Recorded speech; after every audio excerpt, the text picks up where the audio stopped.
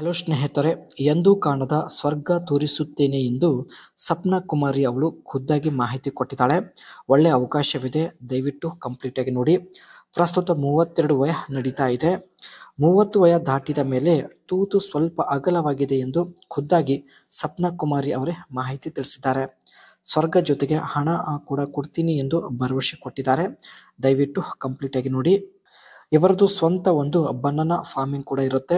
ಇದರ ಬಗ್ಗೆ ಮುಂದೆ ಚರ್ಚೆ ಮಾಡೋಣ. 30 ವಯ ದಾಟಿದ ಮೇಲೆ ಕಂಟ್ರೋಲ್ ಆಗಲ್ಲ ಎಂದು ಹೇಳಿದ್ದಾರೆ. ಚಿಕ್ಕ ವಯಸ್ಸಿನಲ್ಲಿ ತೂತು ತುಂಬಾನೇ ಟೈಟ್ ಇರುತ್ತದೆ, ಅಷ್ಟೊಂದು ಬಯಕೆ ಆಗಲ್ಲ. 30 ವಯ ದಾಟಿದ ನಂತರ ಬಾವಿ ತುಂಬಾನೇ ಅಗಲವಾಗಿ ಬಿಡುತ್ತದೆ. ಸೊ ಪ್ರತಿದಿನ ಆಟ ಆಡುವಂತಹ ಒಂದು ಬಯಕೆ ಆಗುತ್ತಿದೆ ಎಂದು ಮಾಹಿತಿ ಕೊಟ್ಟಿದ್ದಾರೆ. ಒಟ್ಟಾಗಿ 30 ವಯ ದಾಟಿದ ಮೇಲೆ ಆಸೆ 10ರಷ್ಟು ಜಾಸ್ತಿ ಆಗಿದೆ ಎಂದು ಮಾಹಿತಿ ತಿಳಿಸಿದ್ದಾರೆ. ಈ ಕೆಲಸಕ್ಕೆ ಹಣ ಕೊಡ್ತೀನಿ ಎಂದು ಭರವಸೆ ತಿಳಿಸಿದ್ದಾರೆ. ತುಂಬ ಬಯಕೆ ಆದಾಗ ನಿಮಗೆ ಕರೆ ಮಾಡುತ್ತೇನೆ, ಬಳಿ ಬಂದು ಸಾಕು ಅನ್ನುವವರಿಗೆ ಮಾಡಿದ್ರೆ 75,000 ರೂಪಾಯಿ ಹಣ ಕೊಡುವುದಾಗಿ ಮಾಹಿತಿ ತಿಳಿಸಿದ್ದಾರೆ. ನೀವು ರೆಡಿ ಇದ್ರೆ ಬೇಗ ಅನಿಸಿಕೆ ತಿಳಿಸಿ, ನಾನು ಸಂಪರ್ಕಿಸೋದಕ್ಕೆ ರೆಡಿ ಇದ್ದೀನಿ ಎಂದು ಸಪ್ನಾ ಕುಮಾರಿ ಅವರು ಖುದ್ದಾಗಿ ಮಾಹಿತಿ ಕೊಟ್ಟಿದ್ದಾರೆ. ಈಕೆ ಹತ್ತಿರ ಒಟ್ಟು 20 ಎಕರೆ ಜಮೀನು ಇರುತ್ತೆ. 20 ಎಕರೆ ಜಮೀನಿನಲ್ಲಿ ಸ್ನೇಹಿತರೆ ಬಾಳೆಹಣ್ಣು ಹಾಕಿದ್ದಾರೆ. ಆ್ಯಂಡ್ ತನ್ನ ಲೋಕಲ್ ಮಾರ್ಕೆಟಲ್ಲಿ ತಾವು ಬಾಳೆಹಣ್ಣು ಹೋಲ್ಸೇಲ್ ರೇಟಲ್ಲಿ ಮಾರೋದಾಗಿ ಮಾಹಿತಿ ಕೊಟ್ಟಿದ್ದಾರೆ.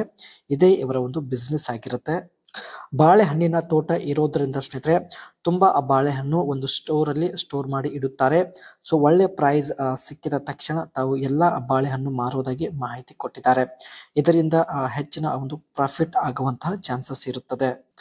ಬಾಳೆಹಣ್ಣಿನ ತೋಟದಿಂದ ಪ್ರತಿ ತಿಂಗಳು 5 ರಿಂದ 6 ಲಕ್ಷದವರೆಗೆ ಸಂಪಾದನೆ ಇದೆ.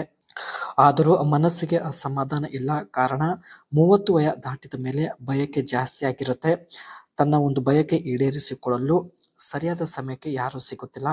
ಅದಕ್ಕೆ ಸ್ನೇಹಿತರೆ ಪ್ರೊಫೈಲ್ ಶೇರ್ ಮಾಡಿಕೊಂಡಿದ್ದಾರೆ. ಸೊ ಕೇಳಿದಷ್ಟು ಹಣ ಕೊಡೋದಕ್ಕೂ ಕೂಡ ರೆಡಿ ಇದ್ದಾರೆ. ಒಳ್ಳೆ ಅವಕಾಶವಿದೆ ಸ್ನೇಹಿತರೆ, ದಯವಿಟ್ಟು ನಿಮ್ಮ ಅನಿಸಿಕೆ ತಿಳಿಸಿ.